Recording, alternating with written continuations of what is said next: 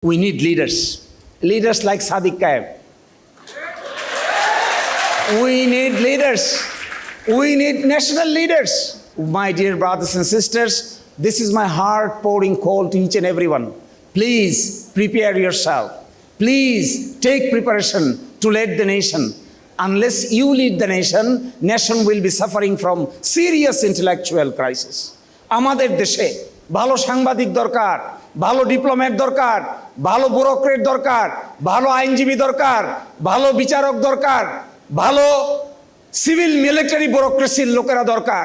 দেশকে সাজাইতে গেলে অল্প সিলেক্টিভ ওয়েতে কে কোন দল করে, কে কোন মত করে, এইভাবে বাছাই করে যদি আমরা চাকরি দেই, কোনো দিনেই আমরা দেশকে ঠিক করতে পারবো না। Bangladesh needs talented people. 56 years old Bangladesh is suffering from leadership crisis. Crisis in all aspects. Crisis in diplomacy, crisis in intellectual people, crisis in civil bureaucracy, crisis in military bureaucracy, and crisis in each and every sector of the society.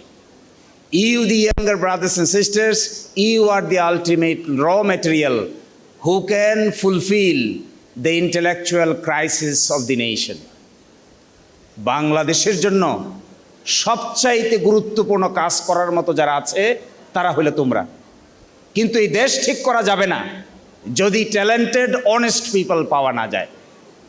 এই দেশের সামনে সবচাইতে বড় problem হলো যারা talented তাদের একটা বড় অংশ করাপ্ট। এই করাপশন এবং ট্যালেন্সির একসাথে যেখানে সংযোগ হবে না, সেখানে বাংলাদেশকে নিয়ে মাথা উঁচু করে দাঁড়ানো যাবে না। I am requesting you, we need diplomats. আমি দেখেছি আমাদের দেশের ডিপ্লোম্যাটরা ওয়াশিংটনে যায়, ওয়াশিংটনে গিয়ে ঘুরে ফিরে বিল্ডিং দেখে সমুদ্রের বাতাস খায়, আর যে কাজে গিয়েছে সেই কাজের খবর নাই, বাতাস খেয়েতে আস্তে করে শপিং করে বাংলাদেশে চলে আসে।